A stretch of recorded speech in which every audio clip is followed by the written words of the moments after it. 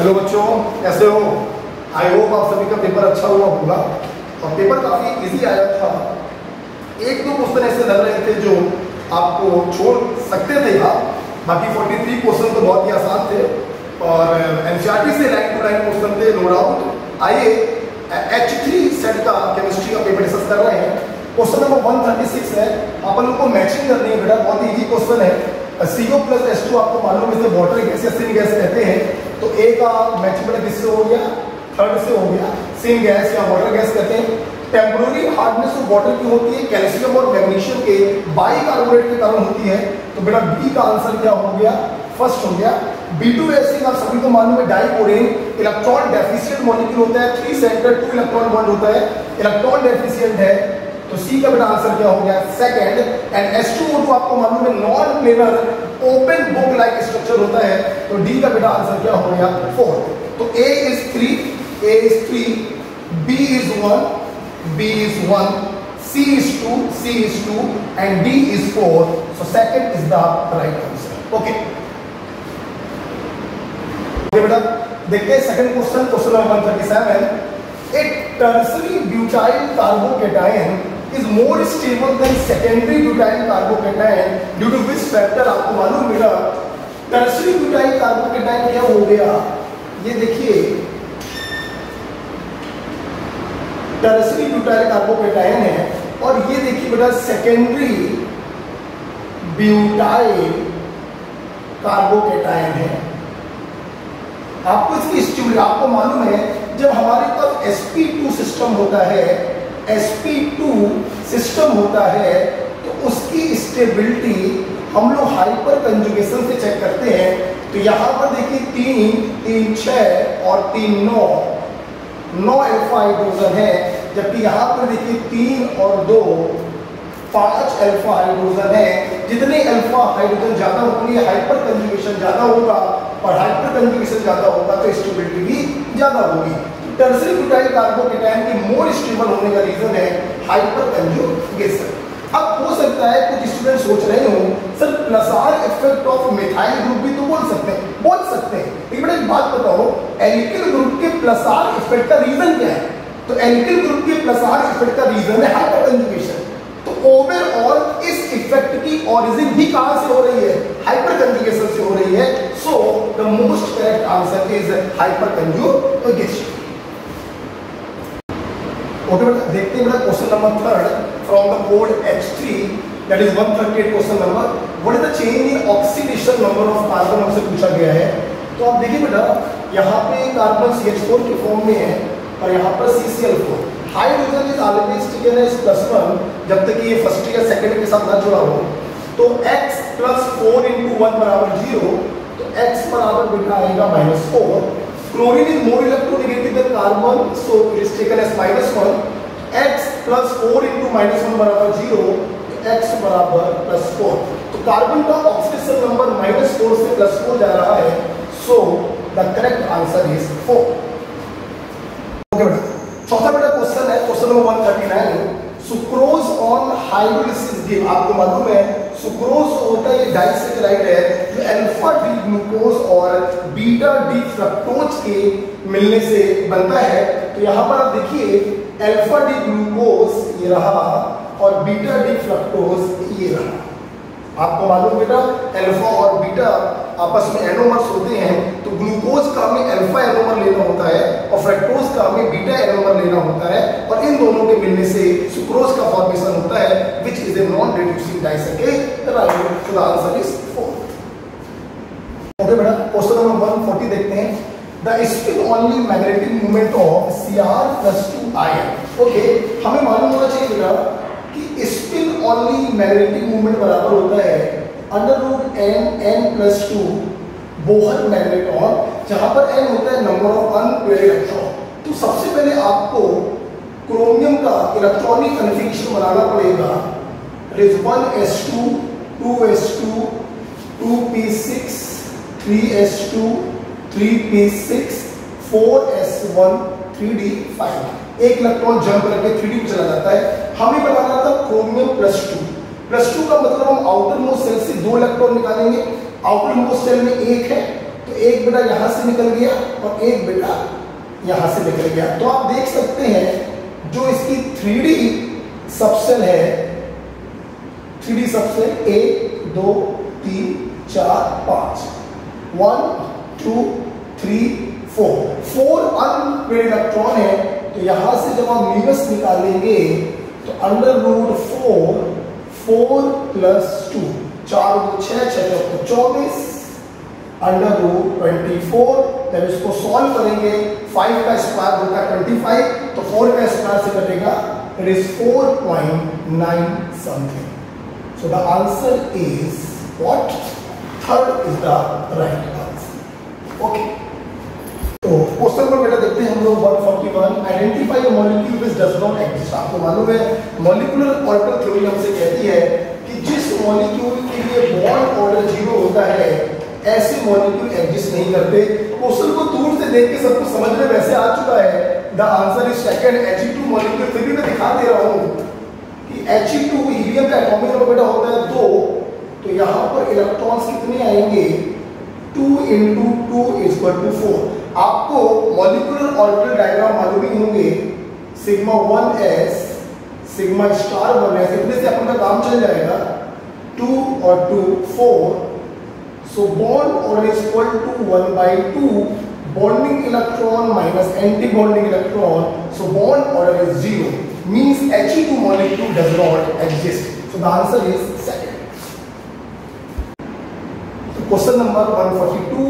Next question है बेटा, which of following oxo acid of sulfur has OO linkage? आपको मालूम है बेटा OO लिंकेज बोले तो पेरोक्साइड लिंकेज, और पेरोक्साइड लिंकेज की दो एग्जांपल लिख पाएंगे होंगे आपको, मार्शल एसिड और कैरोस एसिड। आप देख सकते हैं यहाँ पर कैरोस एसिड बोले तो H2SO5 और मार्शल एसिड बोले तो H2S2O8 पर ऑक्सो डाइसल्फ्यूरिक एसिड। यहीं से आंसर क्लियर हो गया H2S2O8। फिर भी अगर इसका स्ट्रक्चर बनाकर हम लोग देखें तो सेंटर एलिमेंट 2 हैं, 1 2 3 4 5 6 और 2 ऑक्सीजन यहाँ पर H and H। So this is Marshall acid पर ऑक्सो डाइसल्फ्यूरिक एसिड, जिसके पास आपको दिखाई पड़ रहा है ये पर oxide linkage. So 4 is the right answer. Okay बेटा, नेक्स्ट क्वेश्चन नंबर 143। आपको लीनियर की बढ़ती हुई स्ट्रेंथ की क्रम में इनको अरेंज करना था। आपको याद होगा मैंने पूरी लिस्ट लिख पाई थी स्पेक्ट्रोकेमिकल सीरीज की फ्रॉम एनसीईआरटी, और कंफ्यूजन से बचने के लिए मैंने पीछे से ट्रिक बताई थी, आई बर्बादी सचिन क्लास से फरार।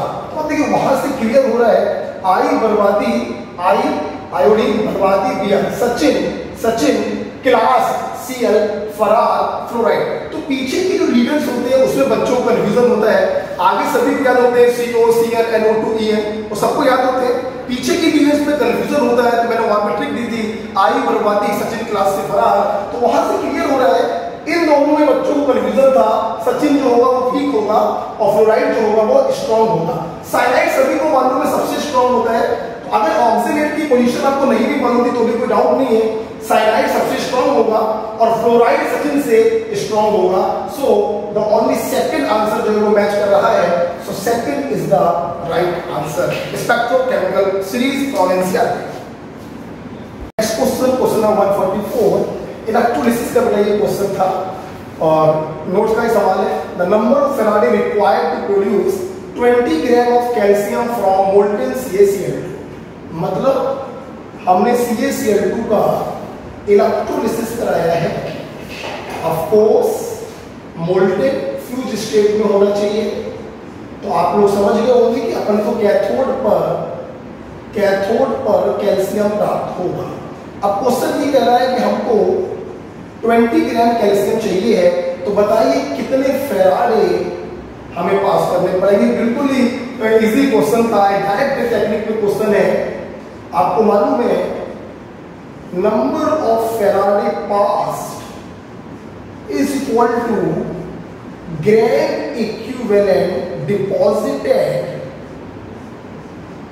Eight cathode. ठीक है, आपको 20 ग्राम डिपॉजिट करने हैं, तो 20 ग्राम को जब ग्राम इक्विवेलेंट बदलोगे तो ग्राम इक्विवेलेंट बराबर वेट इन ग्राम अपॉन इक्विवेलेंट वेट, और इसका इक्विवेलेंट वेट होगा its atomic weight divided by valence factor, that is 2। आप देख सकते हैं +2 और ये 0 है, तो चेंज कितने का हो रहा है? 2 का हो रहा है। तो आप देखिए ये से कट गया, 20 से ये कट गया, तो 1 फैराडे इज रिक्वायर्ड। तो 20 ग्राम कैल्शियम को डिपॉजिट करने के लिए 1 फैराडे इलेक्ट्रिसिटी की जरूरत पड़ेगी। So the answer is second. Yes, question number 145, reaction between acetone बोले तो ketone and methyl magnesium bromide बोले तो ग्रिगनॉड रिएजेंट। आप देखिए बेटा क्लास में क्या हुआ उसको मारो बोली। अभी 4 दिन पहले हम लोगों ने ऑर्गेनिक का रिवीजन किया था, खूब सारे सवाल मैंने यहाँ कराए थे। ये देखिए ढेर सारे क्वेश्चन कराए थे, क्रैश कोर्स में कराए थे। ये रहा आपका एसीटोन और ये रहा आपका मिथाइल मैग्नीशियम ब्रोमाइड। आपको मालूम है Grignard reagent is the source of nucleophile R-, और यहाँ पर देखिए जब ये बॉन्ड करता है तो इस पे माइनस और इस पे प्लस आता है, तो यहाँ पर ये सिंपल न्यूक्लियोफिलिक एडिशन हो जाएगा और CH3CH3O- एल्कोक्साइड आयन बन गया। और आपको अच्छे से मालूम है एल्कोक्साइड आयन बेसिक होता है। जब आप लोग इसका हाइड्रोलिसिस कराएंगे इन एसिडिक मीडियम, तो ये बेस क्या करेगा? H+ को घसीटेगा और एल्कोहल में कन्वर्ट हो जाएगा। इस एल्कोहल को ध्यान से देखें तो OH जिस कार्बन के पास है उसका नेचर टर्सरी है और टोटल कार्बन कितने हैं? 4। तो इसका नाम क्या हो गया? Tertiary butyl alcohol. So 4th is the right answer. आइए बेटा next question number 146, which of following is a cation detergent. आप देखिए बेटा सोप और डिटर्जेंट के ऊपर मैंने एक वीडियो बना के डाल दिया था लॉकडाउन में, और डिट्टो वहीं से क्वेश्चन आया है, एनसीईआरटी का क्वेश्चन है। और सबसे एक आप बात आपको और बताएं तो ये क्वेश्चन पहले भी नीट में आ चुका है। तो कैटायनिक डिटर्जेंट कौन सी? मेरे को दूर से आंसर दिखाई पड़ रहा है सिटाइल ट्राइमिथाइल अमोनियम ब्रोमाइड। आप याद करिए मैंने कैसे सिखाया था आपको, दिस इज अमोनियम ब्रोमाइड। अपन क्या कर रहे हैं, इसके चारों H हटा दे रहे हैं और यहां पर 4 एल्किल ग्रुप लगा दे रहे हैं। 3 तो आपने लगा दिए मिथाइल, ये देखिए 3 आपने लगा दिए मिथाइल, 1 लगाया सिटाइल। मैंने क्लास में कैसे याद करवाया था? C सिटाइल और C से बनता था 16। C से क्या बनेगा? 16। तो यहाँ पे 16 कार्बन होंगे, 16 दूनी 32, 32 और 1 33। Cetyl trimethyl ammonium bromide. आप देख सकते हैं ये जो हाइड्रोफोबिक चेन होती है, ये हाइड्रोफोबिक चेन कैटायनिक पार्ट में है। This is the example of cationic detergent. Okay, 4th is the right answer. Okay, the question number 147, identify the incorrect statement. बेटा इस साल नीट में इस प्रकार के 3-4 क्वेश्चन केमिस्ट्री में आए, इनकरेक्ट, नॉट करेक्ट। पहले आपसे क्लास में कहा था जब भी ऐसे क्वेश्चन आए तो उस चीज को अंडरलाइन जरूर करिए। तो इनकरेक्ट मतलब जो सही नहीं है, मतलब जो फॉल्स है। तो आपको फॉल्स स्टेटमेंट सर्च करना है। आइए देखते हैं। The oxidation state of chromium in chromate and dichromate are not same. ये देखो ना, 4 दूनी 8 में से 2 गया 6, और यहां पर 7 दूनी 14 में से 2 गया 12, 12 में 2 6। आप देखिए पहला ऑप्शन आपका सही हो गया, दोनों में क्रोमियम की ऑक्सीडेशन सेम है, जबकि कह रहे सेम नहीं है, मतलब ये गलत बोल रहे हैं और हमें वही स्टेटमेंट चूज करना था जो गलत हो। तो पहला वाला जो है वो गलत है, तो पहला वाला राइट आंसर होगा। Cr+2 is stronger reducing agent than Fe+2। आप हमारे नोट्स देखिए, नोट्स में हमें ट्रिक बताई है, हमने वहां पर टिक बताई है जहां पर E0n+3/m+2 स्टैंडर्ड रिडक्शन पोटेंशियल का मैंने एक ऑर्डर लिखवाया था। कोई मेरे लिए फिर विनती करे स्कैंडियम से, तो लास्ट में स्कैंडियम आया था। स्कैंडियम के पहले क्रोमियम है और क्रोमियम के पहले मैग्नीज है। आगे वाले पावरफुल ऑक्सीडाइजिंग एजेंट होते हैं और पीछे वाले पावरफुल रिड्यूसिंग एजेंट होते हैं। तो Cr+3 +2 is a stronger reducing agent than Fe+2, ये स्टेटमेंट सही है, तो ये हमारा आंसर नहीं होगा। Next, transition metal and their compound are known for catalytic activity. Yes, ये कैटलिस्ट की तरह काम करते हैं और इसका रीजन क्या होता है? Due to multiple oxidation state. Topic का सवाल है, एनसीईआरटी का क्वेश्चन है। इंटरस्टिशियल कंपाउंड भी आप लोगों ने पढ़े हैं। स्मॉल एटम क्या करते हैं? क्रिस्टल लैटिस के अंदर ट्रैप हो जाते हैं, like hydrogen, carbon, boron and nitrogen. तो ये स्टेटमेंट भी सही है, ये स्टेटमेंट भी सही है, ये स्टेटमेंट भी सही है। सिर्फ गलत कौन सा है? पहला वाला स्टेटमेंट। इसलिए राइट आंसर होगा फर्स्ट। ओके, क्वेश्चन नंबर बेटा 148 हम लोग देखते हैं कि which of following alkene can not be made in good yield by वुड रिएक्शन। सभी को मालूम है वुड रिएक्शन से हम सिमेट्रिकल एल्केन बनाते हैं having even number of carbon. Odd number of carbon having unsymmetrical alkene हम उसको वुड रिएक्शन से नहीं बना सकते। आप देख सकते हैं दूर से दिखाई पड़ रहा है एन हेप्टेन। हेप्टेन का मतलब है 7 कार्बन और 7 कार्बन ऑड हो गया। इसको 20 से 2 बराबर भागों में डिवाइड नहीं किया जा सकता है, इसलिए अनहेप्टेन को गुड यील्ड में नहीं बना सकते। ब्यूटेन 20 से डिवाइड हो जाएगा 2-2 कार्बन में। हेक्सेन 20 से डिवाइड हो जाएगा 3-3 कार्बन में।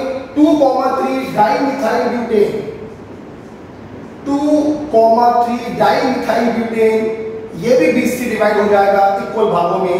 तो इन तीनों को वुड रिएक्शन से बनाया जा सकता है, लेकिन ऑड नंबर ऑफ कार्बन के अनसिमेट्रिकल एल्केन को वुड रिएक्शन से बनाया नहीं जा सकता। So fourth is the right answer. Okay, question number 149, urea react with water to form A which will decompose to form B, and B when passed through aqueous Cu+2 deep blue color solution C is obtained.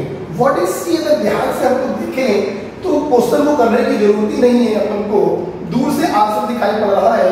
क्यूप्रो ammonium ion deep blue colour का होता है। सवाल ये होता है कि बना कैसे?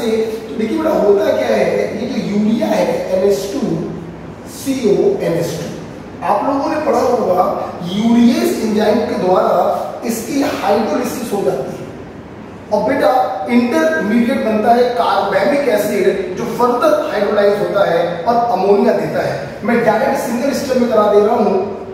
HOH HOH, तो 2 molecule of ammonia plus H2CO3 carbonic acid.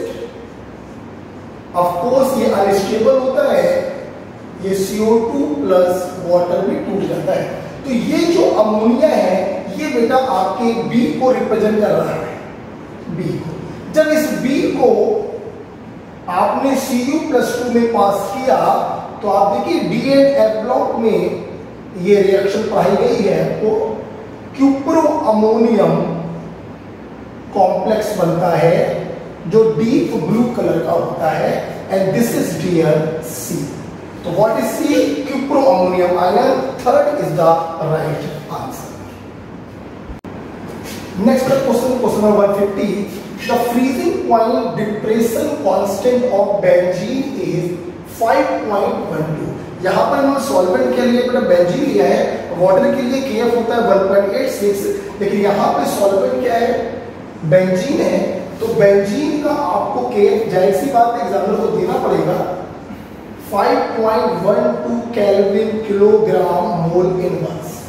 Okay, the freezing point depression, that is depression in freezing point आपको निकालना है when molarity of solution is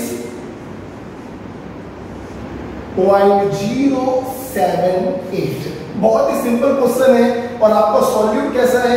non electrolyte है, वॉन टॉप फैक्टर आई की value 1 होगी, इस्तेमाल करने की जरूरत नहीं है। हमारे स्टूडेंट के पास फार्मूला होता है डिप्रेशन इन फ्रीजिंग पॉइंट बराबर KF इनटू मोलैरिटी।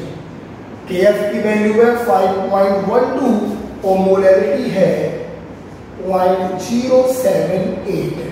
जब इसको सॉल्व करते हैं तो डेसिमल में 0.399 अप्रॉक्स आता है, इसमें मेंशन था कि हमें अप्रॉक्स में आंसर देना है, तो इट इज अराउंड 0.40 कैलोरी। मतलब कितना डिप्रेशन हुआ? 0.40। आंसर बेटा क्या हो गया? 1 मिनट।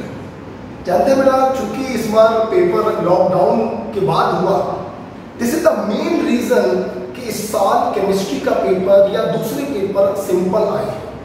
आप देखिए बेटा, क्वेश्चन में कुछ है ही नहीं, जबरदस्ती 4 लाइन का क्वेश्चन लिखा हुआ है और सिंपल एक छोटे से फार्मूले पर आधारित क्वेश्चन था। तो इस साल सोच से ज्यादा सरल पेपर आने का सबसे बड़ा रीजन है कि लॉकडाउन में उन्हें मालूम है कि बच्चों की पढ़ाई डिस्टर्ब हो गई। खैर अगले साल ऐसा नहीं होगा, एग्जाम से इतने इजी क्वेश्चन नहीं आएंगे। तो 0.4 kelvin, 4 is the right answer. Okay, next question number 151 देखते हैं। बहुत ही सिंपल सा क्वेश्चन आया। आपको ल्यूटीशियम दिया गया है, उसमें प्रोटॉन, न्यूट्रॉन और इलेक्ट्रॉन आपको बताने हैं। आप देखिए, आपको मालूम है नंबर ऑफ प्रोटॉन बराबर होता है एटॉमिक नंबर के, और इसका एटॉमिक नंबर कितना है बेटा? 71। तो पहला आंसर हो गया। फिर उन्होंने क्या पूछा? न्यूट्रॉन। न्यूट्रॉन बराबर क्या होता है बेटा? Mass number minus atomic number. Mass number दिया है 175, एटॉमिक नंबर है 71, तो माइनस करेंगे तो 104 आएगा। और फिर बेटा इन्होंने क्या पूछा है? इलेक्ट्रॉन पूछे। इलेक्ट्रॉन बराबर आपको मालूम है atomic number plus minus charge. Charge चूंकि उसके ऊपर है नहीं, तो ये फैक्टर तो कैंसिल हो गया, और एटॉमिक नंबर दिया गया है 71। The right answer is 71, 104, 71, 71, 104, 71। So second is the right answer. Next question है क्वेश्चन नंबर 152। आपको इसमें कंपाउंड एक्स बताना है कि क्या होगा। देखो बेटा क्या है, वैसे तो यहाँ पर कुछ मेंशन नहीं किया गया है कि 1 मोल है, 2 मोल है या 3 मोल है, तो वो आपको अपने मन से एज्यूम करना है। कैसे एज्यूम करना है? आगे की रिएक्शन को देख के आपको एज्यूम करना है। फॉर एग्जांपल यहाँ पर तो आप समझ गए हैं कि फ्री रेडिकल सब्स्टिट्यूशन होगा, और मुझे बड़ी खुशी हो रही है कि ऑर्गेनिक रिएक्शन भले में क्लास में नहीं पढ़ा पाया था ड्यू टू लॉकडाउन, लेकिन क्रैश कोर्स में मैंने जितनी ऑर्गेनिक रिएक्शन पढ़ाई उन्हीं से सारे क्वेश्चन आ गए। ये ऊपर वाले की कृपा है और आप लोगों का भाग्य है। तो देखिए बेटा, ये साइड चेन में सब्स्टिट्यूशन कॉज करेगा। अरे बेटा, एक बार सब्स्टिट्यूशन हुआ तो बनेगा बेंजाइल क्लोराइड। जरा मैं यहाँ पे लिख रहा हूँ बेटा, अगर एक बार सब्स्टिट्यूशन हुआ तो बनेगा बेंजाइल क्लोराइड। 2 मोल ने सब्स्टिट्यूशन अगर किया तो यहाँ पे 2 क्लोरीन आ जाएंगे,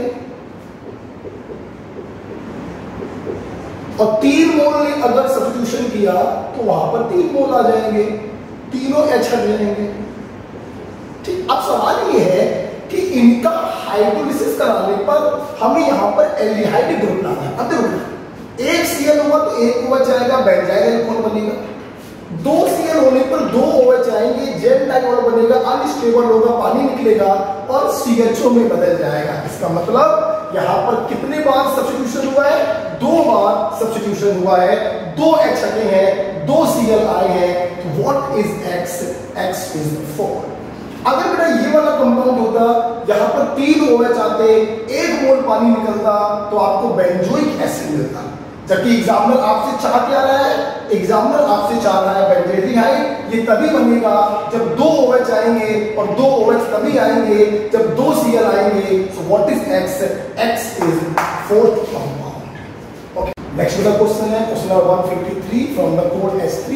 हम लोगों को करेक्ट स्टेटमेंट चूज करना है, और करेक्ट का मतलब ट्रू स्टेटमेंट करना है। देखिए बेटा, pig iron can be moulded into A variety of shape. आपको अगर याद होगा तो हम लोगों ने आयरन की 4 वैरायटियां पढ़ी थी, जिसमें लर्निंग ट्रिक मैंने बताई थी PCS वॉर। आपके नोट्स में लिखा होगा, ट्रिक बताई थी मैंने PCS war, and this is the increasing order of purity. यहाँ पर प्योरिटी और इम्प्योरिटी का तात्पर्य होता है कार्बन के परसेंटेज से। पिग आयरन में कार्बन का परसेंटेज सबसे ज्यादा होता है, हम लोग इसको इम्प्योर वैरायटी मानते हैं। कास्ट आयरन में अराउंड 2.5%, स्टील में 0.25% और रॉड आयरन में इवन लेस देन 0.1%। तो पिग आयरन में इम्प्योर वैरायटी है, और इसको हम लोग डिफरेंट शेप में मोल्ड कर सकते हैं। बहुत से बच्चों को कंफ्यूजन हुआ होगा कि पिग आयरन में कार्बन का परसेंटेज बहुत ज्यादा है और ये हार्ड वैरायटी होती है, तो हार्ड चीज को हम लोग रिमोल्ड नहीं कर सकते। चलो माना कि तुम्हें पहले वाले ऑप्शन में कंफ्यूजन, कोई बात नहीं, हमने पहले वाले ऑप्शन को स्टार लगाकर छोड़ दिया कि हमें भाई कंफ्यूजन हो रहा है सही है या गलत। लेकिन मैं आपको बताना चाहूंगा बेटा, एनसीईआरटी में लाइन लिखी हुई है कि pig iron can be remoulded, can be moulded in different shape. पहला वाला बिल्कुल सही है, लेकिन माना आपको कंफ्यूजन हो रहा है, आप छोड़ देंगे उसको। Wrought iron is impure iron, गलत दिया है। दूसरा वाला स्टेटमेंट पक्का गलत है। Blister copper has blistered appearance due to evolution of CO2। ये देखिए बेटा, ब्लिस्टर कॉपर मतलब फफोलेदार कॉपर, और फफोलेदार कॉपर का रीजन होता है सल्फर डाइऑक्साइड गैस का निकलना, जिसके कारण उसकी सरफेस में फफोले पड़ जाते हैं, नॉट कार्बन डाइऑक्साइड गैस। अगर आपको नोट्स अगर आप लोग देखें तो जगह नहीं है, मैं नोट करना चाहूंगा या मैं यहां बता दे रहा हूं। अगर आप नोट्स देखें तो हम लोगों को जब मैट प्राप्त हुआ था तो मैट का हम लोगों ने ऑटो रिडक्शन कराया था इन बेसेमर कन्वर्टर, और आपको याद होगा कि हमने यहां पे बोला था एयर इज ब्लोन और सिलिका इज एडेड। दो काम हम लोग करते थे। क्या होता था जरा देखिएगा, अगर आपको याद आ रहे, नोट्स आपको याद आ रहे हमारे, तो इसमें क्या होता था कि एयर क्या करती थी, FeO और SO2 में बदलती थी। इस FeO को सिलिका खा जाता है, इनटू सिलिकेट FeSiO3, राइट बेटा। इसके बाद क्या होता है, ये तो खत्म हो गया पूरा का पूरा। अब बचा क्या, Cu2S बचा, मैं यहां बता रहा हूं। इस Cu2S का क्या होगा, सबसे पहले एयर आपने ब्लो करी है Cu2O प्लस SO2, और ये Cu2O जो है इस Cu2S के साथ कंबाइन करता है, इसी को हम लोग कहते हैं सेल्फ रिडक्शन या ऑटो रिडक्शन। ये देखिए आप बेसेमर कन्वर्टर में देखिए, ऊपर से लेकर नीचे तक सिर्फ सल्फर डाइऑक्साइड गैस निकल रही है। इस गैस के निकलने के कारण उसकी सरफेस पे फफोले पड़ जाते हैं। तो पूरा स्टेटमेंट सही है, लेकिन CO2 लिखने के कारण ये गलत हो गया। नेक्स्ट क्या, vapour phase refining is carried out for निकल। यहां तक स्टेटमेंट बिल्कुल सही है। वेपर फेज रिफाइनिंग निकल के लिए होती, बिल्कुल सही है, लेकिन आप ध्यान रखिए कि वेपर फेज रिफाइनिंग के दो एग्जांपल मैंने आपको पढ़ाए थे, मोल्ट प्रोसेस और वॉन अर्कल प्रोसेस। निकल के लिए होता है Mond process, not van Arkel process. ये स्टेटमेंट लिखने के कारण चौथा वाला ऑप्शन गलत हो गया। जब तीन गलत हो गए तो ये अंडरस्टूड है बेटा, सही क्या होगा, फर्स्ट। याद करिए, मैं हमेशा क्लास में कहता था इनऑर्गेनिक के क्वेश्चंस में, स्टेटमेंट वाले क्वेश्चन में कभी कभी ऐसा होता है कि राइट आंसर आपको दिखाई नहीं पड़ता। कोई इशू नहीं बेटा, टीचर्स को दिखाई नहीं पड़ता, आप क्या बात कर रहे हैं। तो हम लोग क्या करते हैं, रॉन्ग क्वेश्चंस को अलग कर लेते हैं, तो राइट वाला ऑप्शन अपने आप दिखाई पड़ता है। लेकिन मैं आपसे कहना चाहूंगा कि ये वाला पॉइंट एनसीईआरटी में लिखा हुआ है कि pig iron can be moulded into variety of shape. So first is the right answer.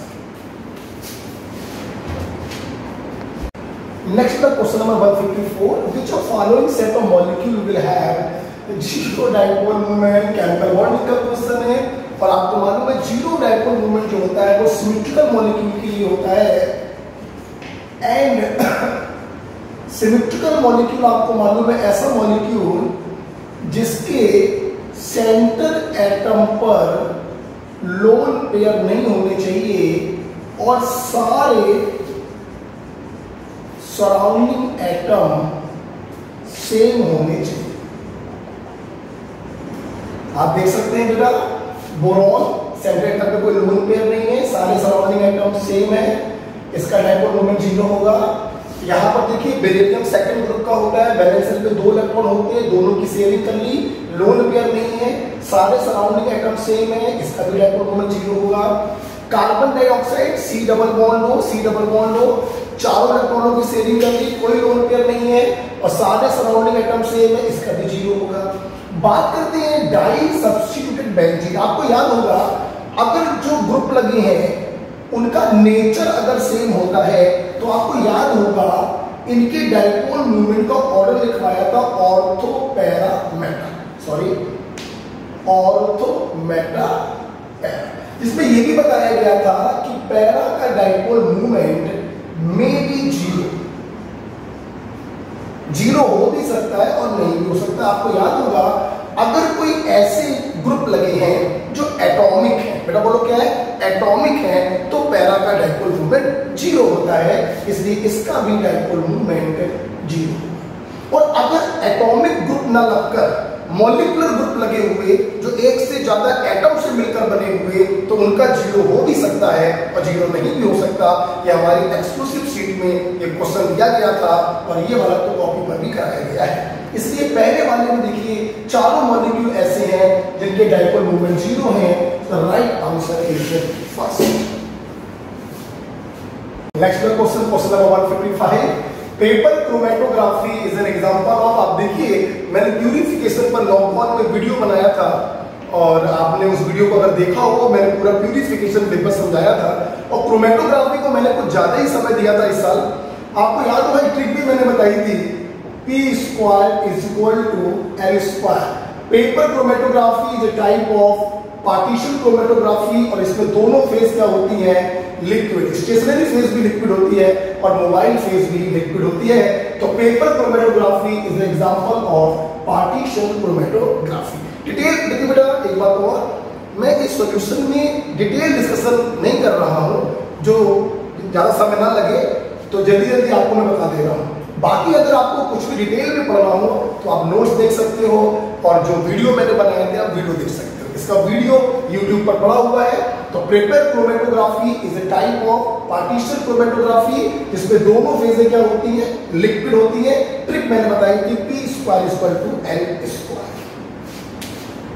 अब देखिए बड़ा क्वेश्चन नंबर 56, आपको इसमें से इनकरेक्ट मैच ढूंढने। क्लास में पीरियोडिक टेबल में आपको ये पढ़ाया गया था कि एटॉमिक नंबर 100 के ऊपर वाले जो हैवियर एलिमेंट होते हैं हम उनके लिए IUPAC नॉमेनक्लेचर इस्तेमाल करते हैं। जीरो के लिए अपन nil, 1 2 3 4 5 6 7 8 9, un, bi, tri, quad, pent, hex, sept, oct, इंट अपन लोग इस्तेमाल करते हैं। और आगे देखिए बेटा, जैसे अन का मीन्स हो गया 1, निल बोले तो 0, अगेन एन बोले तो 1। इसका एटॉमिक नंबर है 101, अन 1, निल 0, ट्राई 3, अन 1, निल 0, हेक्स 6, अन 1, अन 1, अन 1, 111। अब आप लोगों को याद होगा मैंने आप लोगों को सेकंड पीरियड में ये बताया था एक्टीनियम 89, यहां से 14 एलिमेंट हम लोगों ने निकाले थे, 90 थोरियम टू 103 लॉरेंसियम। इन्हें हम लोग कहते हैं एक्टिव वाइस के मेंबर। और इसके बाद 104 रदरफोर्डियम से लेकर 112 तक मामला गया था। अगर आपको याद हो ये सेकंड पीरियड था। तो देखिए बेटा 104 वाला कहीं पर है, 104 तो कहीं है नहीं, रदरफोर्डियम बेकार हो गया। 102, 103 है, हाँ यहाँ पर 103 आपको दिया गया है। आपको मालूम होना चाहिए एक ट्रिक मैंने बताई थी, थापर नायडू नैपकिन पूरी अमेरिकन कंट्री में बिकी सिर्फ इसलिए फिल्म में माधुरी मोनिका से लड़ी। तो 101 वाला, 103, 102 और 101। तो 101 वाला बेटा क्या होता है, माधुरी आता है यहाँ पर, दैट इज मेंडेलियम। तो 101 वाला तो बेटा हो गया एमडी। याद करिए, मैं ट्रिक लिखी नहीं है, आपको ट्रिक याद होगी। थापर नायडू नैपकिन पूरी अमेरिकन कंट्री में बिकी सिर्फ इसलिए फिल्म में माधुरी मोनिका से लड़ी। तो माधुरी इज 101। 103 आपको दिखाई पड़ रहा है लॉरेंसियम होता है। ओके, अब बात करते हैं 106 और 111 की। तो 106 कहां पर आएगा, आपको याद हो, ये हो गया 105 और ये आया 106। यहां पे ट्रिक बताई थी हमने, French radio actor RDS, S का मतलब क्या बना था, सीबॉर्डियम बना था। तो 106 वाला हो गया सीबॉर्डियम। और 111 आपको याद होगा Cl के पहले यहां पर 111 वाला था रोंटजीनियम, Rg। तो ये हो गया बेटा आपका आंसर।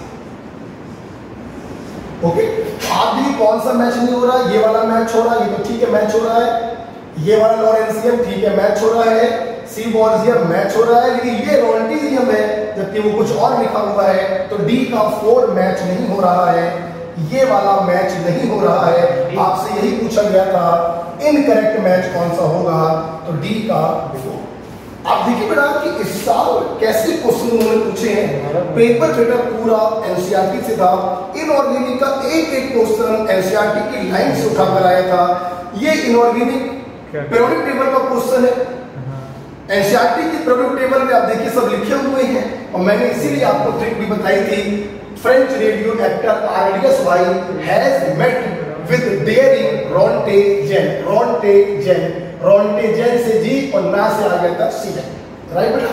तो इस प्रकार से कौन वाला मिसमैच हो रहा है, 111 वाला मिसमैच हो रहा है, तो 1 is the right answer. Next question number 157, find out the solubility of nickel hydroxide in 0.1 molar NaOH। अब रिसेंटली देखिए 2 दिन पहले मैंने जो 5 क्वेश्चन आपको आयनिक इक्विलिब्रियम में कराए थे, उसमें मैंने आपको एक इसी प्रकार का क्वेश्चन कराया था, और जो आयनिक इक्विलिब्रियम का मैंने वीडियो डाला था डिटेल में पढ़ाया था, वहां पर भी मैंने एक क्वेश्चन आपको कराया हुआ है। ये कॉमन आयन का क्वेश्चन है, आप देख सकते हैं, और कॉमन आयन का जब क्वेश्चन आता है तो आपको याद है कि सारे फार्मूले बेकार हो जाते हैं, डिस्ट्रॉय हो जाते हैं। हमें क्वेश्चन को कंसेप्चुअली करना होता है। आप देख सकते हैं निकिल हाइड्रोक्साइड ये इस प्रकार से टूटेगा, किसमें निकालनी है सॉल्युबिलिटी, NaOH में निकालनी है। NaOH कितना दिया है 0.1 मोलर, स्ट्रॉन्ग इलेक्ट्रोलाइट है, 100% टूटेगा, इसका अस्तित्व खत्म हो जाएगा। 0.1 मोलर ये और 0.1 मोलर, मान लिया बेटा इसकी सॉल्युबिलिटी है S, तो ये भी कितना हो जाएगा S और ये हो जाएगा 2S। यहां से भी OH आयन मिल रहा है, आप इसमें ऐड कर दीजिए 0.1, स्ट्रॉन्ग के सामने वीक वाले को छोड़ देते हैं। अब हम लोग यहां से KSP का एक्सप्रेशन लिखेंगे, कैटायन की कंसंट्रेशन पावर उसका नंबर 1 है, इंटू एनायन की कंसंट्रेशन पावर उसका नंबर 2 है। आपको KSP दिया है 2 इंटू 10 की पावर -15, निकिल प्लस 2 की कंसंट्रेशन सॉल्युबिलिटी के बराबर है, और हाइड्रोक्साइड की कंसंट्रेशन 0.1 का, तो ये 10 की पावर -2 आ जाएगा। तो वहां पे जब सब्स्टिट्यूट कर देंगे आप, तो आपकी सॉल्युबिलिटी आ जाएगी 2 इंटू 10 की पावर -30 मोल। कौन सा मेरा आंसर मैच कर रहा है बताओ जल्दी से, सेकंड वाला आंसर मैच कर रहा है, तो 157 का सेकंड। नेक्स्ट का क्वेश्चन नंबर 158, आपसे नेचुरल पॉलीमर पूछा गया था, और आपको याद है चारों ऑप्शन को देखिए दूर समझ में आ रहा है कि सिस आइसोप्रीन। आप देखिए मैंने रबर पॉलीमर में एक वीडियो बनाया था, और मैंने उस पर रबर नहीं पढ़ाया था। अभी मैंने आपसे कहा था कि रबर तो मैं क्लास में पढ़ाता हूँ एल्काइन में, लेकिन जब पॉलीमर के बाद मैंने थर्ड ए ग्रुप स्टार्ट किया था, तो थर्ड ए ग्रुप पढ़ाने से पहले मैंने रबर को पूरा पढ़ाया था। अगर आपने वीडियो देखा हो तो मैंने रबर में चित्र बनाकर भी दिखाया था कि सिस आइसोप्रीन क्या होता है, नेचुरल रबर, और ट्रांस आइसोप्रीन से कैसे बनता है आर्टिफिशियल रबर। तो खैर यहाँ पर देखिए नेचुरल रबर जो होता है वो सिस आइसोप्रीन का पॉलीमर होता है, तो यहाँ से सेकंड आंसर है। बात करें आइसोप्रीन क्या होता है, तो आपको अगर याद हो हम लोगों ने एसिटिलीन का जब डाइमराइजेशन कराया था, तो हम लोगों को यहाँ से विनाइल एसिटिलीन मिला था। आपको अगर याद हो यहाँ पे अगर हम एक H लगा दें और यहाँ पे हम लोग CH3 लगा दें, तो ये होता है हमारा आइसोप्रीन।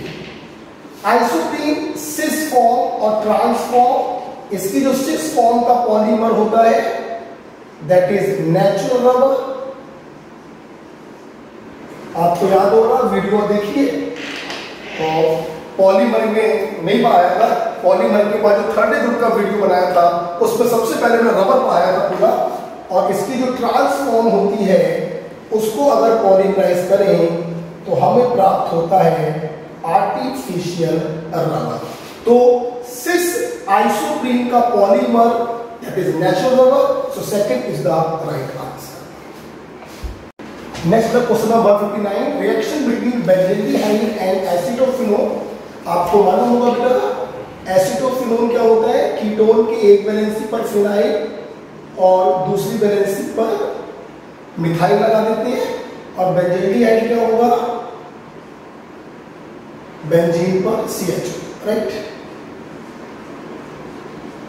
और आपने इसको ट्रीट किया है डाइल्यूट NaOH से, डाइल्यूट बेस से किया है। बताइए क्या होगा। देखो ये तो क्लियर है कि ये सिंपल तो नहीं है, ये क्रॉस है, क्योंकि दोनों प्रोडक्ट जो है वो अलग अलग हैं, तो सिंपल वाला तो आंसर हो ही नहीं सकता।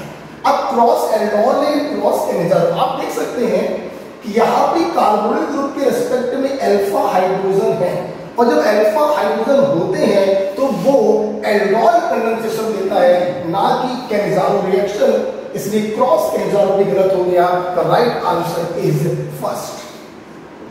आप देखिए अभी 4 दिन पहले ही मैंने ऑर्गेनिक के क्रैश कोर्स में एल्डोल कंडेंसेशन पूरा पढ़ाया था, और लकड़ी देखिए मैंने इंट्रामोलिकुलर एल्डोल नहीं पढ़ा पाया था, ऊपर वाले की दुआ से इंट्रा से सवाल भी नहीं आया, क्रॉस एल्डोल से सवाल आ गया। आप लोग अच्छे से जानते हैं जब इन दोनों के बीच में क्रॉस एल्डोल कंडेंसेशन होगा तो ये काम करेगा सबस्ट्रेट जिसका कार्बोनिल ग्रुप इस्तेमाल होगा, और ये काम करेगा रेजिन। तो इस प्रकार से this is the example of cross aldol condensation. Next question है, which of the following mixture shows positive deviation from Raoult's law. इस साल मैं ये सॉल्यूशन जो था R2 बैच में पढ़ा पाया था, R1 बैच में नहीं हो पाया था, और जिन बच्चों ने हमसे पढ़ा है वो जानते हैं कि मैं आपको कैसे याद करवाता हूं। ये ट्रिक मैंने बताई थी, A B C C D, A for acetone, B for benzene, C for CCl4, C for chloroform, D for diethyl ether. हमने आपको ट्रिक बताई थी, ऊपर वाले पॉजिटिव, नीचे वाले को मिलाने पर नेगेटिव, और यहां पर मैंने आपको इथेनॉल भी लिखवाया था, एथिल अल्कोहल। हम कहना ही चाहते हैं acetone with benzene positive deviation, acetone with ethyl alcohol positive deviation, benzene with CCl4 positive deviation, CCl4 and chloroform positive deviation, chloroform and acetone negative deviation, chloroform and diethyl ether negative deviation. ऊपर वाले positive, नीचे वाले negative, cross वाले भी negative, मतलब chloroform with benzene negative deviation, acetone and CCl4 negative deviation. ऐसे मैंने आपको 10 एग्जांपल याद कराए थे। आपसे पॉजिटिव पूछा जा रहा है benzene plus ethanol, sorry acetone plus ethanol, acetone plus ethanol, so second is the right answer. Trick का क्वेश्चन था, डायरेक्ट क्वेश्चन फंसा सॉल्यूशन चैप्टर से। ओके, आइए बेटा क्वेश्चन नंबर 161 देखते हैं, और ये क्वेश्चन करते समय बड़ी खुशी हो रही है। अभी एक दिन पहले मैंने 5 क्वेश्चनों का रिवीजन कराया था, केमिकल काइनेटिक्स और सॉलिड स्टेट में 5 सवाल मैंने कराए थे, तो उसी में मैंने एक सवाल आपको यही वाला क्वेश्चन, डिक्टो यही क्वेश्चन मैंने कराया था, और देखिए डिक्टो वही क्वेश्चन आपका डेट में आया है। क्वेश्चन सिंपल है, लेकिन खुशी ये होती है कि अभी रिसेंटली मैंने जस्ट वही सवाल कराया। तो ये सवाल क्या था, rate constant for first order reaction. आपको रेट कांस्टेंट दिया गया है, okay. The time required to reduce 2 gram of reactant, initial concentration है 2 ग्राम, 2.2 ग्राम, फाइनल कंसंट्रेशन है 0.2 ग्राम। मैंने जो क्वेश्चन आपको कराया था, जस्ट मैंने जो क्वेश्चन कराया था, बस मैंने रेट कांस्टेंट की जगह पर हाफ लाइफ दिया था, ठीक है। तो डिट्टो वाई क्वेश्चन है, फर्स्ट ऑर्डर की रिएक्शन है, आपको इक्वेशन मालूम है फर्स्ट ऑर्डर की, KT बराबर 2.303 log A not upon A। K की वैल्यू कितनी दी गई है, 4.606 इंटू 10⁻³ टाइम आपको निकालना है 2.303 लॉग।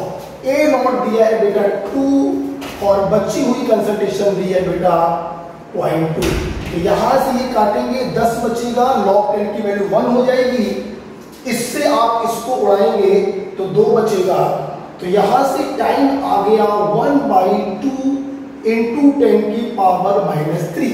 10 की पावर -3 ऊपर जाएगा 1000, 1000 by 2 is equal to 500 second. कहने का मतलब ये है बेटा कि 0.2 ग्राम से 0.2 ग्राम बचने में कितना समय लगेगा? 500 सेकेंड का समय लगेगा। तो the right answer is 4।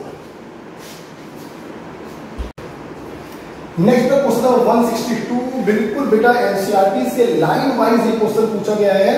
NCERT में एस ब्लॉक में जहां पर NaCl के बारे में लिखा हुआ है वहां पर ये लाइन से उन्होंने क्वेश्चन उठाया है। जो कॉमन सॉल्ट बेटा जो NaCl होता है इसमें इम्प्योरिटी होती है कैल्शियम क्लोराइड और मैग्नीशियम क्लोराइड की। ये दोनों बेटा क्या होते हैं? डाइल्यूटेंट होते हैं जो मॉइस्चर को एब्सॉर्ब कर लेते हैं, जिसके कारण बरसातों के दिनों में हम लोग जो नमक खाते हैं वो गीला हो जाता है, उसमें डिल्ले बन जाते हैं। ठीक है, तो वहीं पर एनसीईआरटी पर लिखा हुआ है कि इनको सेपरेट करने के लिए हम एसिटिल गैस को पास करते हैं और एसिटिल गैस की उपस्थिति में जो NaCl होता है उसके क्रिस्टल जो होते हैं वो सेपरेट हो जाते हैं। So the answer should be third, only NaCl। तो CaCl2 और MgCl2 से अलग करते हैं हम NaCl को by passing HCl gas. Direct question from NCERT, from NCERT line. NCERT से लाइन वाइज उन्होंने क्वेश्चन बनाया था। Question number 162, third is the right answer. Next question, question number 163। आपको यहाँ पर सिलेक्ट करना है क्या सही होगा। आप देखिए बहुत ही आसानी से सवाल कर सकते हैं। आप में से 2 चीजें पकड़ लीजिए। एडियाबैटिक कंडीशन है तो Q इज टेकन एज 0, ना तो हीट बाहर जाएगी सिस्टम के सराउंडिंग में और ना सराउंडिंग से सिस्टम में आएगी। और दूसरी बात क्या लिखा हुआ है? Free expansion of ideal gas. आपको याद होगा थर्मोडायनेमिक्स में एक्सपेंशन 2 प्रकार के थे, फ्री एक्सपेंशन और इंटरमीडिएट एक्सपेंशन।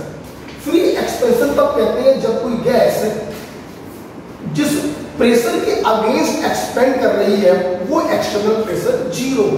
तो इसको फ्री एक्सपेंशन हम लोग कहते इसलिए थे क्योंकि यहाँ पर वर्क कितना आता है? 0। मतलब एक्सपेंड भी हो गई और कोई काम भी नहीं करना पड़ा, मतलब फ्री ऑफ कास्ट काम हो रहा है, इसीलिए इसको कहते हैं फ्री एक्सपेंशन। इन्हीं 2 को पकड़कर आप अपना आंसर बता सकते थे। सिर्फ एक ही ऑप्शन ऐसा है जिसमें Q बराबर 0 और W बराबर 0 लिखा हुआ है। So second is the right answer. Okay, next question number 164। Again line to line from NCERT. आगे देखते हैं। हम लोगों को इसमें से करेक्ट स्टेटमेंट सिलेक्ट करना था। पहला पॉइंट है CO2 gas is used as refrigerant for ice cream and frozen food. आपको जान के ताज्जुब होगा एनसीईआरटी में लाइन टू लाइन लिखा हुआ है। आप जानते हैं बेटा ये पूरा स्टेटमेंट सही हो जाता अगर गैस के स्थान पर सॉलिड लिखा होता, मतलब ड्राई आइस, डिकोल्ड, इसे कार्डिक भी कहते हैं। सॉलिड CO2 जो होता है बेटा वो आइसक्रीम और फ्रोजन फूड में रेफ्रिजरेंट की तरह काम करता है। यहाँ पर गैस लिख दिया है बेटा, ये गैस लिखने के कारण ये स्टेटमेंट गलत है। मैं कहता हूं कि मान लो आपने ये पॉइंट नहीं पढ़ा, अभी थोड़ी देर पहले मैंने आपसे बोला था इनऑर्गेनिक के क्वेश्चन में या स्टेटमेंट वाले क्वेश्चन में अगर किसी में आपको डाउट है तो वहां पर आप स्टार मार्क लगा के छोड़ दीजिए। भाई मेरे को इस क्वेश्चन में डाउट आ रहा है, कोई बात नहीं, छोड़ दिया, आगे बढ़ते हैं। The structure of C60 contain 12 carbon ring and 25 carbon ring. आप हमारा वीडियो लेक्चर देखिए 4th ग्रुप का, जिसमें मैंने फुली रिंग के बारे में बताया है। 5 मेंबर रिंग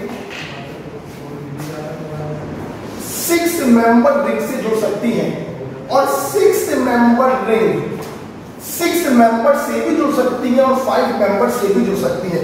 आप देखिएगा वहां पे मैंने आपको लिखवाया है कि 6 मेंबर रिंग की संख्या 20 होती है और 5 मेंबर रिंग की संख्या 12 होती है। इस प्रकार देखिए 12 होती है 5 मेंबर, तो ये बोल रहे हैं 20 होती है 5 मेंबर। हम गारंटी से कह रहे हैं ये गलत हुआ। ZSM5 आप देखिए सरफेस केमिस्ट्री में भी ZSM5 आया था बीच में, और फोर्थ ग्रुप में जब सिलिकेट पढ़ा रहे थे वहां पर भी ZSM5 आया था। ये भी मैंने आपको पढ़ाया। ये अल्कोहल को गैसोलीन में कन्वर्ट करता है। हम 100% श्योर हैं कि सी वाला सही है। CO is a colorless odorless gas burned with pale blue flame। Fourth group के लेक्चर में देखिए मैंने बोल रखा है, मैं गारंटी से श्योर हूं कि डी वाला भी सही है। मैं ए वाले में श्योर नहीं था, राइट। सी वाला सही है, डी वाला सही है, तो सी और डी तो होने चाहिए ना। सी और डी सही लग रहा है। बी वाला तो गलत है, तो ये तो हो ही नहीं सकता। ए और सी, भैया डी वाला तो होना ही चाहिए ना, ये भी गलत हो गया। ए और सी, आप देखिए आप बी और सी लिखा है, डी वाला तो होनी चाहिए, तो ये भी गलत हो गया। राइट आंसर क्या हुआ?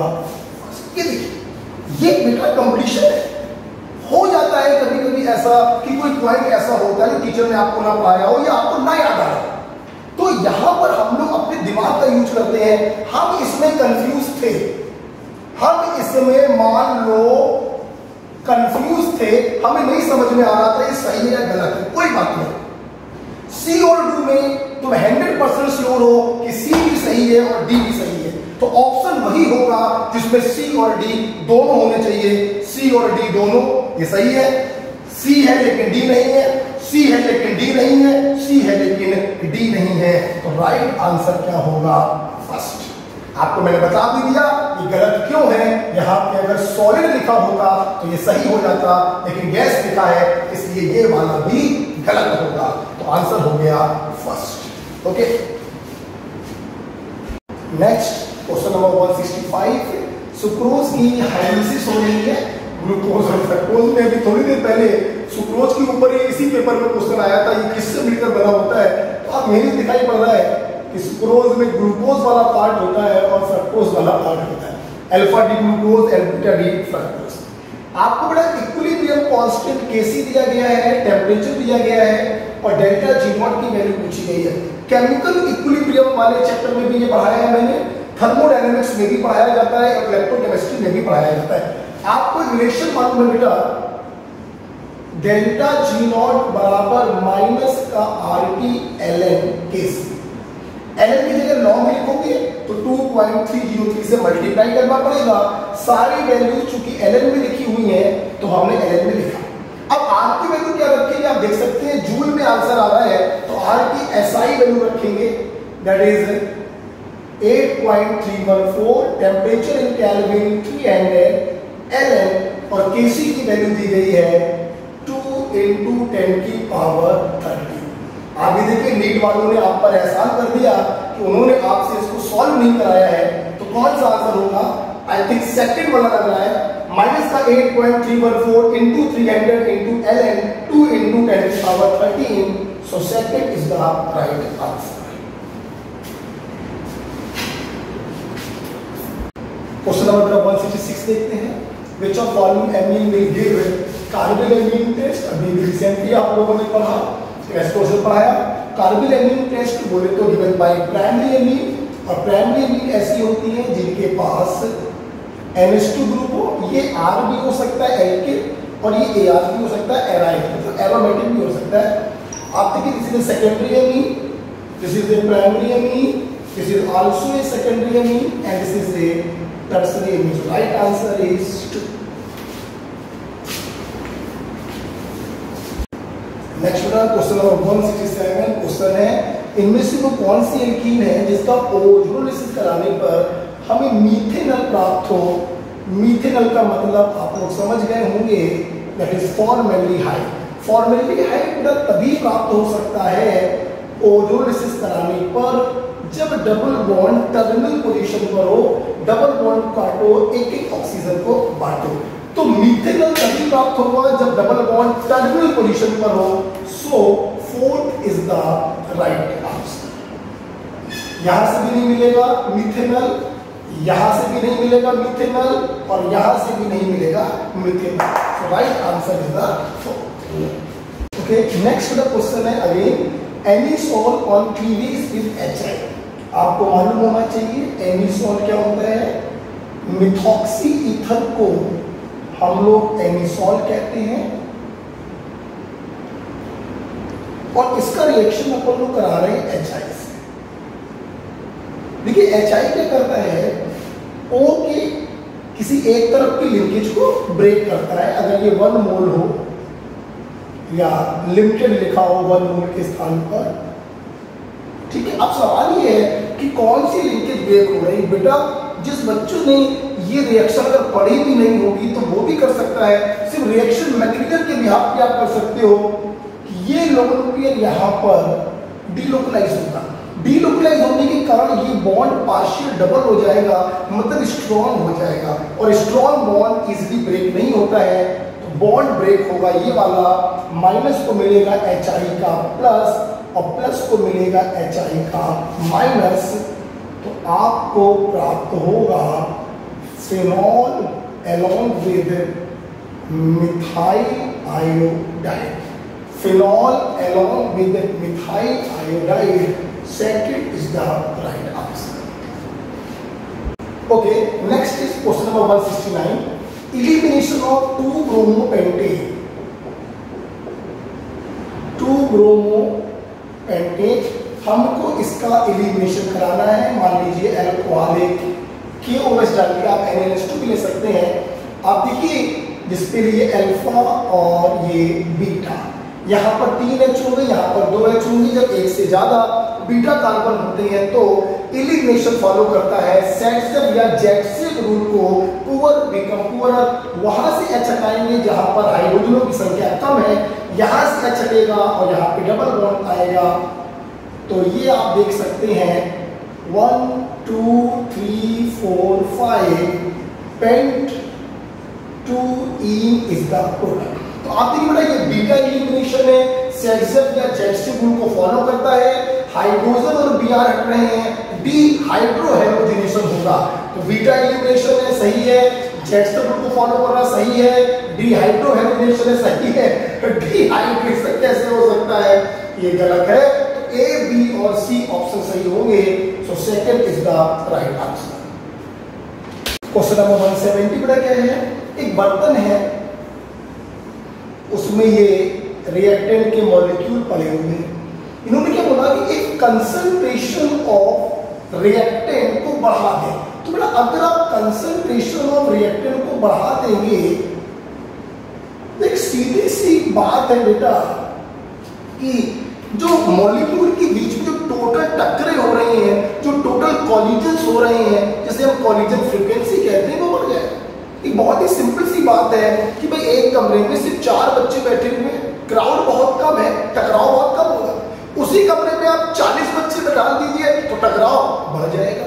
तो रिएक्टेंट की कंसंट्रेशन बढ़ाने पर कॉलिजन फ्रीक्वेंसी जो होगा वो बढ़ जाएगा। Yes, activation energy, heat of reaction और थ्रेशोल्ड एनर्जी, ये रिएक्शन की प्रॉपर्टी है, ये रिएक्टेंट के नेचर की प्रॉपर्टी है, ये टेम्परेचर की प्रॉपर्टी है। कंसंट्रेशन से इन पर कोई फर्क नहीं पड़ेगा। तो कंसंट्रेशन को बढ़ाने पर क्या बढ़ेगा, कॉलिजन फ्रीक्वेंसी बढ़ेगी, टोटल कॉलिजन बढ़ेंगे, टक्करों की संख्या जो है वो बढ़ जाएगी। So first is the right answer. Okay, next question है which of following is the basic amino acid. जल्दीबाजी में लगता है पेपर सेट हुआ इस साल। सेम क्वेश्चन बायो में पूछा गया और आपको मालूम है basic amino acid is hall. Basic amino acid is hall, histidine, arginine and lysine, ये बेसिक एमिनो एसिड होते हैं। सो आंसर क्या होगा, बेसिक एमिनो एसिड उन्हें कहते हैं जहां पर NH2 ग्रुपों की संख्या कार्बोक्सिल ग्रुप से ज्यादा होगी, that is basic amino acid. So answer क्या होगा, लाइसिन। आप लोग इसका फिगर भी देख सकते हैं, अल्फा एमिनो एसिड बोले तो this is alpha amino acid. और आप जानते हैं बेटा R की जगह पर हम चेंज करते जाते हैं तो डिफरेंट टाइप्स के एमिनो एसिड मिल जाते हैं। अगर R की जगह हम CH2 का होल 4 NH2 लगा दें तो ये बेटा बन जाता है lysine. So first is the right answer. Next is question number 172 again from NCERT line wise. तो मुझे अच्छे से याद है जब सेकंड ग्रुप में मैं ये पॉइंट आप लोग को लिखवा रहा था तो आप लोगों को बड़ी हंसी आ गई थी कि सर ये तो हम लोगों ने डिटेल में बायो में पढ़ रखा है। यस, आपने बायो में पढ़ रखा है, लेकिन मैंने भी सेकंड ग्रुप में आपको लिखवाया था कि sodium along with potassium nerve signal में यूज होते हैं। So the right answer is first, और आप लोगों ने बायो में पढ़ा भी होगा, sodium potassium pump nerve signal के लिए जरूरी है सोडियम आयन और potassium ion. So first is the right answer. Next में क्वेश्चन आपके सामने है, थर्मोडायनेमिक्स का क्वेश्चन है, बट मुझे अच्छे से याद है, मैं फिर बार बार कह रहा हूँ, मुझे बहुत खुशी हो रही है कि जो चैप्टर्स मैं लॉकडाउन में नहीं पढ़ा पाया मैंने रिवीजन में उसके क्वेश्चंस करवाए, और रिवीजन से जो मैंने क्वेश्चन कराया डिट्टो वही क्वेश्चन आपके एग्जाम में पूछे गए। आप देखिए बेटा, जब कोई मॉलिक्यूल को अपन तोड़ते हैं उसके एटम में तो अपन को एनर्जी देनी पड़ती है, तो सीधी सी बात है जब एटम्स मिलकर कोई मॉलिक्यूल बनाएंगे तो एनर्जी रिलीज होगी, मतलब this process is exothermic, and if the process is exothermic तो एंथैल्पी का साइन होगा नेगेटिव, और नेगेटिव का मतलब होता है लेस देन जीरो। राइट। बात करें एंट्रोपी की, यहाँ पर गैसियस मोल 2 है, यहाँ पर गैसियस मोल 1 है, गैसियस मोल घट रहे हैं, गैसियस मोल घटेंगे, रैंडमनेस घटेगी, और रैंडमनेस अगर घटेगी तो एंट्रोपी भी घटेगी। एंट्रोपी घटने का मतलब है लेस देन जीरो, नेगेटिव होगा, एंट्रोपी भी क्या होगी, नेगेटिव होगी। एंट्रोपी घट रही है और एंट्रोपी नेगेटिव का मतलब है लेस देन जीरो, दोनों ही लेस देन जीरो होंगे, तो 173 इज 1। क्वेश्चन नंबर 174, आपको ऑक्साइड और उसके नेचर को मैच करना है। आप लोगों को अच्छे से मालूम है carbon monoxide is neutral gas होती है, तो ए का आंसर क्या हो गया, सेकंड हो गया। फर्स्ट ईयर और सेकंड ईयर के मेटल बेसिक होते हैं, उनके ऑक्साइड और हाइड्रोक्साइड बेसिक होते हैं, एक्सेप्ट बेरिलियम ऑक्साइड जो एम्फोटेरिक होता है, तो BaO प्योरली बेसिक होगा। एल्यूमिनियम एक एम्फोटेरिक मेटल है, उसके ऑक्साइड और हाइड्रोक्साइड भी एम्फोटेरिक होते हैं। क्लोरीन नॉन मेटल है, नॉन मेटल के ऑक्साइड एसिडिक होते हैं, तो ए का आंसर होगा 2। आप ये कुछ करना ही नहीं था, पहले तीसरा वाला आंसर मैच कर गया है, तीसरा वाला आंसर मैच कर गया है। A is 2, B is 1, C is 4, D is 3, so right answer is 3. Okay? देखते हैं question number 175, measuring of zeta potential. आप लोगों को याद हो सरफेस केमिस्ट्री में आपको पढ़ाया था कि जो कोलॉइडल पार्टिकल होते हैं, जो डीपी के पार्टिकल होते हैं, वो उन पर जो चार्ज आ जाता है जो आपकी बनाता है फिक्स लेयर, आपको अगर याद हो फिक्स लेयर, और जो डीएम होता है डीएम पर उसका अपोजिट चार्ज आ जाता है जो पूरे में घूमता रहता है, और ये बनाता है मोबाइल लेयर। आपको अच्छे से याद होगा इन दोनों लेयर को हम लोग कलेक्टिवली कहते हैं हेल्महोल्ट्ज डबल लेयर। जब दो अपोजिट चार्ज एक डिस्टेंस पर रखे हैं वहां पर पोटेंशियल डेवलप हो रहा है, और उस पोटेंशियल को हम लोग कहते हैं जीटा पोटेंशियल। तो सीधी सी बात है, चार्ज की वैल्यू जितनी ज्यादा होगी पोटेंशियल की वैल्यू भी उतनी ज्यादा होगी, और आपको अच्छे से मालूम यही वो चार्ज होता है जो कोलाइडल पार्टिकल्स को आपस में चिपकने नहीं देता है, रिपल्सन के कारण वो दूर दूर रहते हैं, और यही चार्ज कोलाइडल को स्टेबिलिटी प्रोवाइड करता है। तो इनडायरेक्टली मैं ये नहीं बोल सकता कि जीटा पोटेंशियल जितना ज्यादा होगा चार्ज सेपरेशन जितना ज्यादा होगा, चार्ज की वैल्यू जितनी ज्यादा होगी स्टेबिलिटी भी उतनी ज्यादा होगी। सो 4th is the right answer. Okay बेटा, देखते हैं क्वेश्चन 176। हमसे बोला गया कि हमारे पास एक सिलेंडर है जिसमें नाइट्रोजन है 7 ग्राम और आर्गन है 8 ग्राम। ठीक है, इस सिलेंडर का आपको टोटल प्रेशर दिया गया है 27 बार, और आपसे पूछा गया है नाइट्रोजन का पार्शियल प्रेशर क्या होगा। Very simple question based on Dalton's law of partial pressure. तो किसी भी गैस का जब पार्शियल प्रेशर निकालते हैं तो उसके मोल फ्रैक्शन में टोटल प्रेशर से मल्टीप्लाई करते हैं। मोल फ्रैक्शन कैसे निकाला जाएगा, moles of nitrogen upon total moles into total pressure. Please moles of nitrogen कैसे निकालेंगे? वेट इन ग्राम अपॉन नाइट्रोजन का मॉलिक्यूलर वेट कितना होगा? 14 2 28 अपॉन 7/28 प्लस आर्गन का वेट दिया है 8 ग्राम दिया गया है, ये देखिए 8 ग्राम दिया गया है, तो 8 अपॉन आर्गन का बेटा एटॉमिक वेट कितना होगा? 40। नाइट्रोजन का मॉलिक्यूलर वेट होगा 14 2 28 और आर्गन का एटॉमिक वेट होगा 40 मल्टीप्लाइड बाय टोटल प्रेशर 27। आपको ये सॉल्व करना है, ये आपको सॉल्व करना है कि बेटा ऊपर कितना आएगा? ऊपर आएगा 0.25 अपॉन 0.25 प्लस 0.25 प्लस 0.45 इंटू 27। आप इसका कैलकुलेशन कर लीजिए,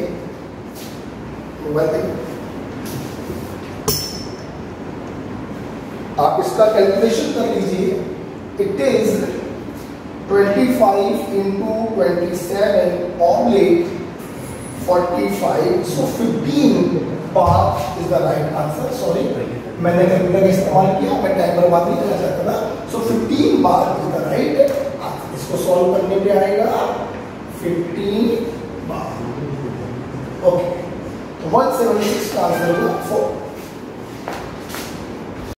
Next question number 177. Which of following is not correct about carbon monoxide?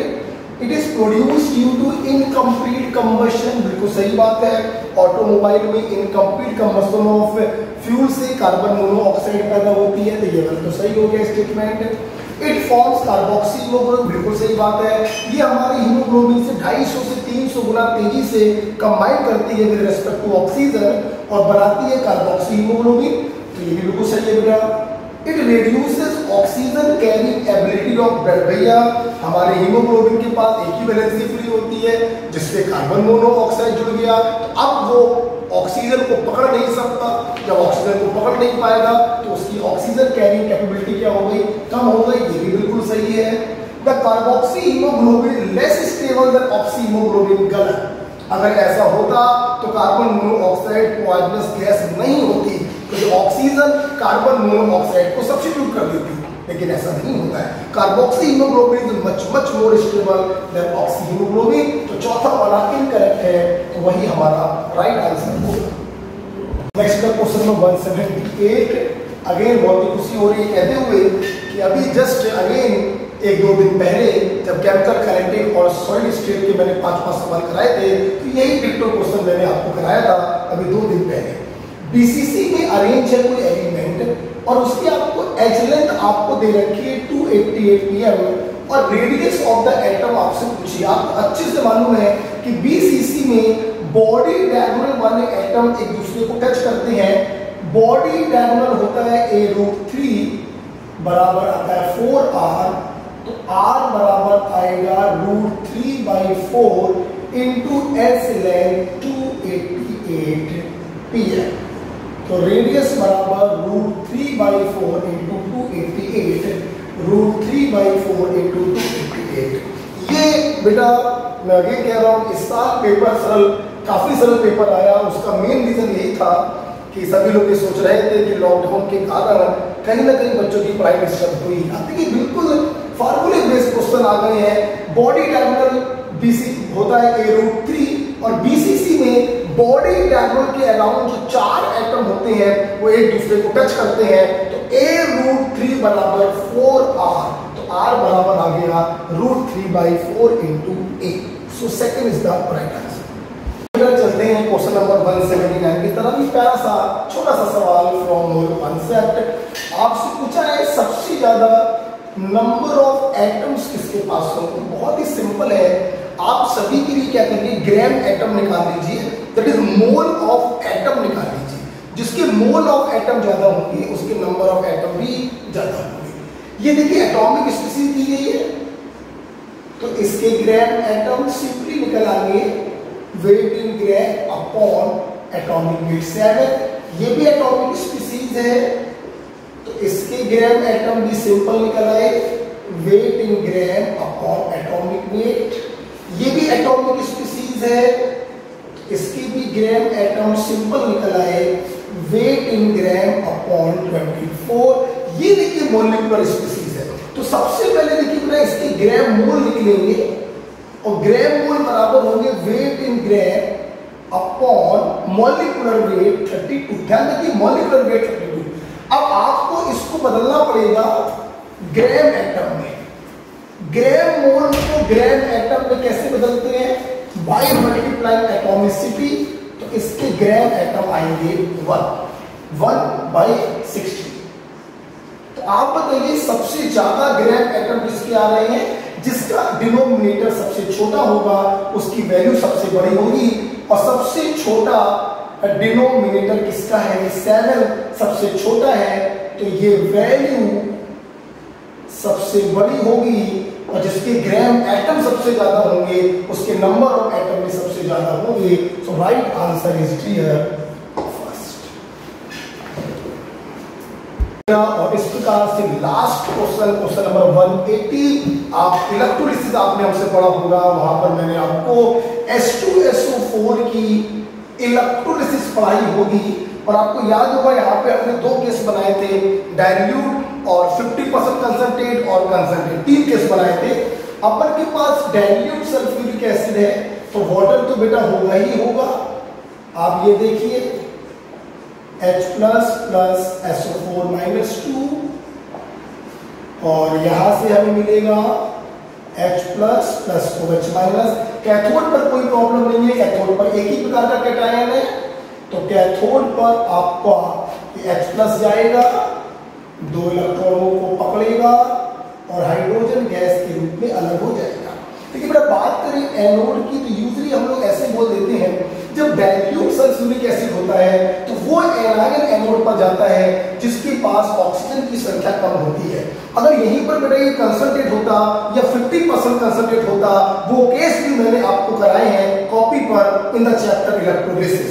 ये डाइल्यूट सल्फ्यूरिक एसिड है तो OH- ले लीजिए, और ये OH- यहाँ पर ऑक्सीडेशन होगा, 2 इलेक्ट्रॉनों को निकालने का बदलेगा 2OH में, 2OH कुछ होता नहीं है, तो H2O प्लस हाफ O2।